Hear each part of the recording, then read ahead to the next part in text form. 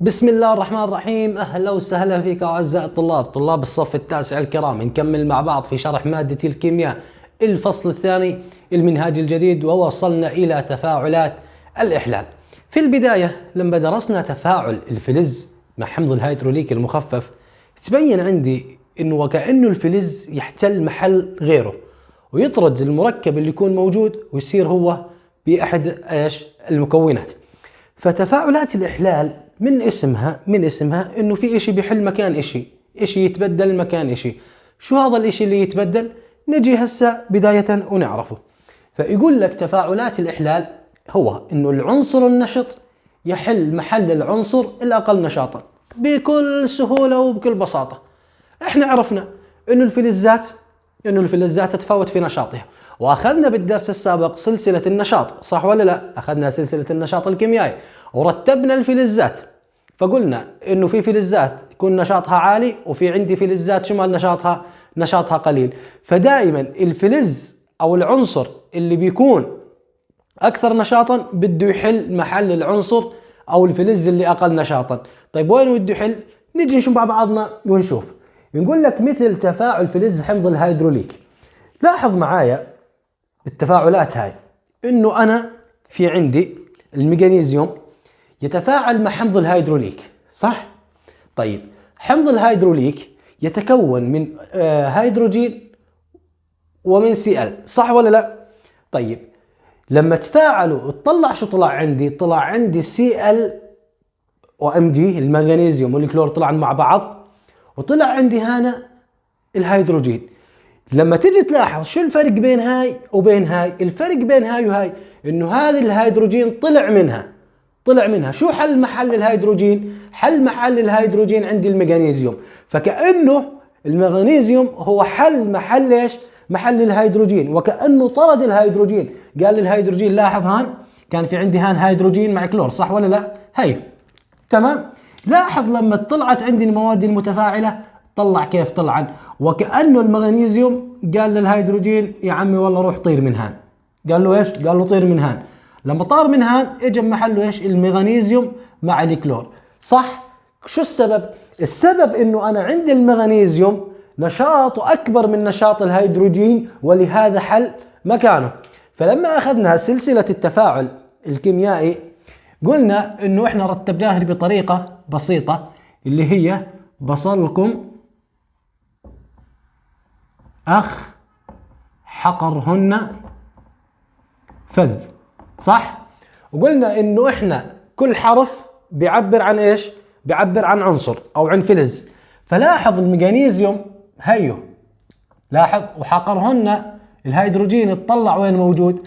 فقلنا احنا كل ما مرحنا زي هيك بزيد عندي النشاط، فانه عندي المغنيسيوم اكثر تفاعلا من الهيدروجين. ولما رتبنا العناصر انه المغنيسيوم كان عندي فوق والهيدروجين كان عندي لوين؟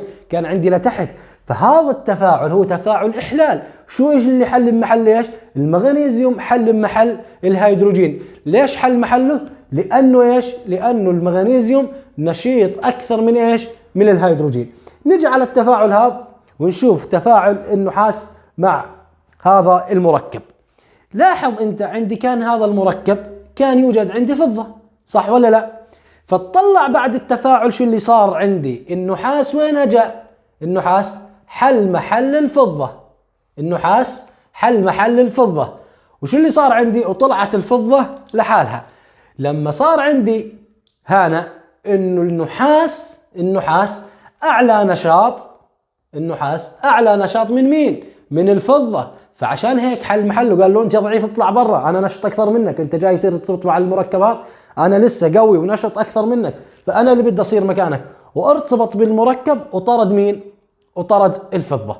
طيب يعني احنا شو اللي بدنا نعرفه؟ اللي بدي اعرفه انه انا بدي احفظ سلسلة النشاط الكيميائي، واعرف انه وين الفلز اللي انشط من الثاني، واعرف انه مثلا اذا كان النحاس اعلى من الفضة فانه سوف يحل محله. يعني سوف ايش يقول له؟ يلا مع السلامة اطلع برا بدي اجي انا محلك. ويجي هان ايش؟ محله. وتطلع يا حرام الهيدروجين راح الزاوية. ليش يا عفوا الفضة راح على الزاوية؟ ليش يا الايجي رحت على الزاوية؟ والله يا عمي انه النحاس اقوى مني ونشط اكثر مني، فهو يستاهل انه يكون ايش؟ وسط هذا المركب. واضح لحد الان؟ فاهم شيء ودك تركز، انتبه للقاعدة هذه واعرف تستخرج منها العناصر، وتعرف سلسلة النشاط الكيميائي للفلزات مشان تقدر تحل اي سؤال. موضوع بسيط وسهل جدا. السؤال هنا بيقول لي ماذا يستفاد من تفاعلات الإحلال؟ يعني احنا لما جيت وتقول لي ندرس تفاعلات إحلال، شو سبب دراستنا لتفاعلات الإحلال؟ أولا تحديد نشاط الفلزات الأقل نشاطا من الهيدروجين. اثنين التنبؤ بموقعها في سلسلة النشاط. ارجع معي على هذا المثال. مو انت شفت هنا انه النحاس حل محل الفضة، صح؟ فلو قلت لك انه انا والله عندي مثلا على سبيل المثال عندي هنا البوتاسيوم، تمام، وعندي هنا الهيدروجين، ماشي، وانا مش عارف وين احط بالسلسلة، وين احط النحاس، وين احط ايش، وين احط الفضة. شو بدك تقول لي؟ تقول لي والله ان اللي انا عارفه حسب سلسلة التفاعل انه انا كل ما طلعت زي هيك يزيد النشاط، فعندي البوتاسيوم انشط واحد والهيدروجين اضعف واحد، صح؟ طيب بما انه هذا انشط واحد، وين اللي بده يجي بعده؟ بده يجي بعده النحاس اللي طرد الفضة، ولا الفضة اللي راح لحاله؟ ودك تقول لي لا والله يا عمي والله النحاس. ليش بدك تقول لي النحاس؟ لانه النحاس شو عمل؟ النحاس طرد الفضة عندي، فتقول لي والله لا اللي والله يا عمي النحاس هو اللي اقوى، فصرت تقول لي هي النحاس يصير هان وهي الفضة بتصير هان لانها اقل منها نشاطا. فانت بناء على اي اساس رتبت هذه السلسلة؟ ولا رتبت بناء على تفاعل ايش؟ تفاعل الاحلال اللي عرفني انه النحاس نشط اكثر من ايش؟ من الفضة. واضح؟ طيب نجي مع بعض ونشوف الثلاث. يقول لك استخلاص فلز حر عند تفاعله مع فلز نشاط اكثر منه. لاحظ انه هنا الفضة شو ماله؟ كان مخلوط مع اي شيء، صح؟ فانا شو اللي عملته؟ فاعلته مع فلز انشط منه واقوى منه. ليش؟ عشان والله الفضة يطلع لي لحالي بدي اروح اسوي لي خاتم، ماشي؟ كان عندي هذا المركب وانا والله بدي اسوي خاتم فضة، قلت يا عمي شو اصابي؟ قلت لازم افاعله مع ايش؟ لازم افاعله مع نحاس. لما فعلته مع النحاس طلع لي اياه لحاله. شو عمل فيه النحاس؟ طلع لي اياه لحاله. فاني انا اذا بدي استخلص فلز من مركب شو بعمل؟ بجيب فلز اقوى منه بخليه يتفاعل. ليش؟ عشان يطرده ويخليه لحاله وايش؟ ويحل محله. فاذا هذه هي الثلاث استفادات من تفاعلات الاحلال: تحديد نشاط الفلزات الأقل نشاطا من الهيدروجين، التنبؤ بموقعها في سلسلة النشاط، استخلاص فلز حر عند تفاعله مع فلز نشط أكثر منه. مع بعض ونشوف هذه التفاعلات. انتبه، أنا في هان عندي سلسلة النشاط الكيميائي، وعندي كل ما اتجهت إلى اليمين يزداد عندي النشاط. يعني عندي هنا الرصاص، وعندي هنا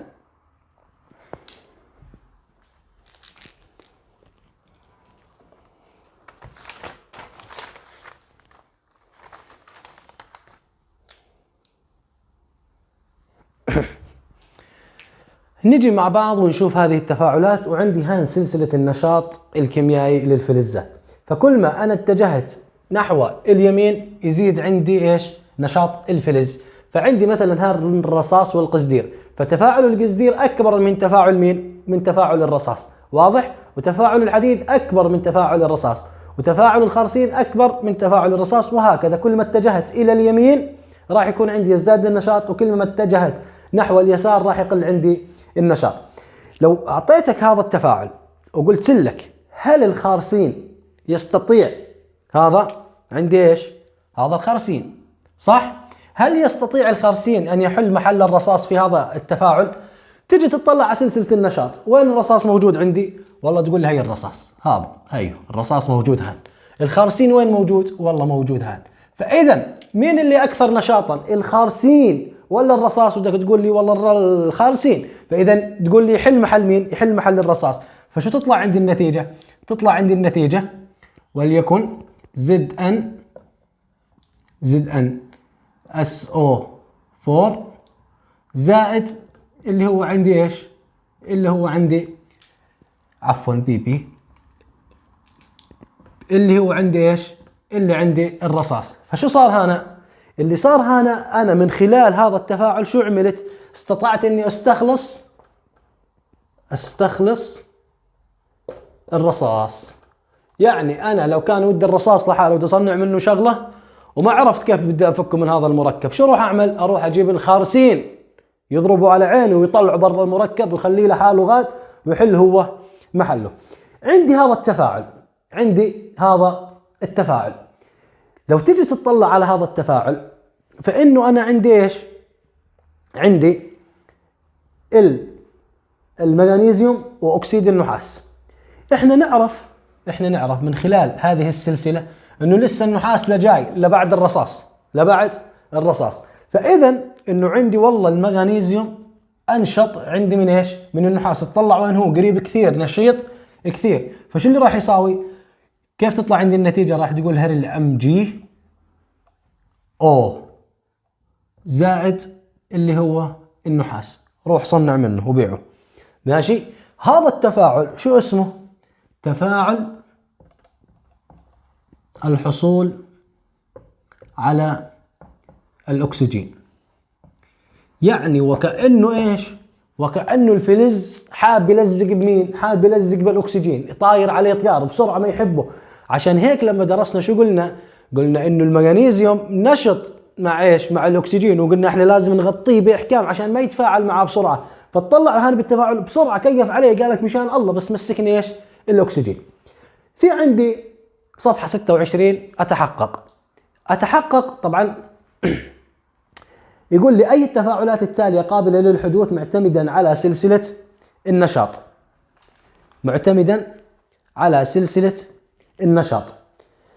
لما أجي أطلع بدي أشوف هل إنه الفلز الليهان نشاطه أكبر من الفلز اللي موجود داخل المركب ولا لا. لما أجي أطلع على الرصاص واطلع على الحديد، مين اللي نشط أكثر؟ اللي نشط أكثر هي الدهانة. وين الحديد؟ وين عندي الرصاص؟ طيب هل يمكن إنه هذا الرصاص اللي هو لسه أقل نشاطا من الحديد إنه يطرده ويصير زي هيك؟ ودك تقول لي لا، لأن الرصاص شو ماله؟ نشاطه أقل من نشاط الحديد. فإنه التفاعل هذا التفاعل الأول شو ماله؟ لا يمكن حدوثه. ليش؟ لأنه أنا عندي الرصاص نشاطه أقل من الحديد فما يقدر يطرده. فلازم إذا بدي أطرد الحديد من هذا المركب شو أروح أساوي؟ أروح أجيب من هنا واطلع، أروح أجيب له خارسين، أجيب له ألمنيوم، أجيب له مغنيسيوم، أخليه يطرده. لكن أي شيء من بعد الحديد ما يقدر يطرده لأنه أضعف منه. فالرصاص عندي أضعف من الحديد بحسب سلسلة النشاط الكيميائي. نجي على اللي بعده. في عندي هان مغنيسيوم وفي عندي هان الخارسين، ويقول لك طلع معايا النتيجة هذه. هل هذه النتيجة صحيحة أو إنه هذا التفاعل يمكن أن يحدث؟ اطلع أنت.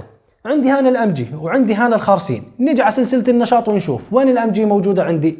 والله الأمجي المغنيسيوم موجودة عندي هان، الخارسين والله موجود عندي هان. فإذا نشاط المغنيسيوم أكبر من نشاط ايش؟ من نشاط الخارسين. يقدر يطرده من هان ولا ما يقدر يطرده؟ والله يا عمي يقدر يطرده. ليش؟ لأنه المغنيسيوم فلز أنشط من فلز ايش؟ الخارسين. فشو نقول له هان؟ نعم يمكن حدوثه. ليش؟ لأنه المغنيسيوم عندي شو ماله؟ أعلى من الخارسين بحسب ترتيب سلسلة النشاط الكيميائي. نجي مع بعض ونتنبأ بسير هذه التفاعلات ونشوف إنها يمكن تصير ولا لا. عندي أول تفاعل بهذا الشكل، الحديد وكلوريد النحاس. طيب تعال شوف عندي، نجي وين؟ على سلسلة التفاعل. نجي على سلسلة التفاعل ونشوف وين الحديد. والله تقول لي هي الحديد يا عم، هي الحديد موجودها. تعال شوف لي النحاس وين موجودها. تطلع وين الحديد وتطلع وين النحاس. احنا عرفنا انه انا كل ما رحت بهذا الاتجاه يزداد عندي النشاط، صح ولا لا؟ طبعا انه الحديد انشط من ايش؟ من النحاس. فانه راح يتم عندي التفاعل ويتم عندي بهذا الشكل. تصير عندي الاف الحديد مع الكلور ويطردوا لي النحاس، يقولوا له برا اوت. نجي نطلع على الثاني. عندي خارسين وعندي اكسيد النحاس. وين الخارسين؟ الخارسين هيو. وين النحاس؟ النحاس هيو. يقدر يحل محله؟ بيقدر يحل محله، بيقدر يطرده برا بيقول له وسع لي ودفوت محلك، ويصير عندي هان اللي هو ايش؟ النحاس. هيك نقدر نستخلص نحاس. نيجي على التفاعل اللي بعده. التفاعل اللي بعده عندي الفضة بدها تتفاعل، ودي اشوف مين اللي خارسي عفوا مين اللي هان فضة ومين اللي هان عندي مغنيسيوم. نيجي على التفاعل، على سلسلة التفاعل، ونشوف عندي اللي هو ايش؟ عندي اللي ايش؟ الام جي اللي هو المغنيسيوم. ونعرف انه الفضة تفاعله مش موجود، يعني هان لغات، لانه البوتاسيوم عندي هان اعلى شيء، فهو رايح يكون بعد ايش؟ المغنيسيوم، صح ولا لا؟ فانه هذا التفاعل لا يمكن حدوثه. لا يمكن حدوثه. ليش لا يمكن حدوثه؟ لان الفضة اللي هي اي جي اقل نشاطا من المغنيسيوم اللي هو ام جي، لانه هو الفضة يجي لهان شوي، لانه عارفين انه عنصر لا يتفاعل مع ماء ولا مع شيء، فيكون اقل نشاطا. بما انه اقل نشاطا فلا يمكن ان يحدث، وانه يحل محل مين؟ يحل محل الام جي. طيب نيجي على التفاعل هذا اللي بعده. شو في عندي هنا؟ في عندي رصاص وفي عندي هنا الومنيوم، طوالي على سلسلة النشاط الكيميائي. وين الرصاص؟ المسكين والله موجود هان. الالومنيوم والله موجود هان. فاذا بما انه الالومنيوم اكثر نشاطا من الرصاص، فهذا التفاعل كمان لا يمكن حدوثه. من وين انا عرفت لا يمكن حدوثه؟ من خلال سلسلة النشاط. من خلال سلسلة النشاط عرفت انه ايش؟ لا يمكن تفاعله، لانه عندي الرصاص يتفاعل اكثر من ايش؟ الرصاص اقل نشاطا من الالومنيوم. نجي بعدين عندي خارسين وعندي NaCl، تمام؟ الخارسين هيو والصوديوم هيو، صح ولا لا؟ طيب نجي هان نطلع على سلسلة النشاط. وين الخارسين موجود عندي؟ والله تقول لي هي الخارسين، هي موقعه، تمام؟ وين الصوديوم عندي؟ والله هي الصوديوم. فاذا مين اللي اكثر نشاطا، الصوديوم ولا الخارسين؟ ودك تقول لي لا، الصوديوم اكثر نشاط. بما انه اكثر نشاط يقدر هذا يحل محله الخارسين؟ ما يقدر يحل محله، فنقول لا يمكن حدوثه، لان Na اكبر نشاطا من ايش؟ من الخارسين. طيب لو كان انا في عندي هان بوتاسيوم، تمام، وعندي NaCl، فهل هذا التفاعل نقدر ان يحدث او ان نتنبأ بنتيجته؟ وتقول لي والله يا عم اول شيء ما اقدر احكم، خلينا نشوف سلسلة النشاط. لما تطلع على سلسلة النشاط وانه عندي هي البوتاسيوم وعندي هي ايش؟ وهي الصوديوم، فالبوتاسيوم شو ماله؟ اعلى نشاطا من ايش؟ ونشاطه يزيد اعلى من ايش؟ من الصوديوم. فتقول لي والله يا عمي انه البوتاسيوم زلمه قد حاله وبيقدر يطرد لي NaCl من المركب، ويصير عندي بهذا الشكل KaCl، ويطرد لي الصوديوم برا. يقول له يلا يا عم روح. واضح؟ فبهذا الشكل. فشو اللي مفهوم بهذا الدرس، او شو المختصر المفيد بهذا الدرس؟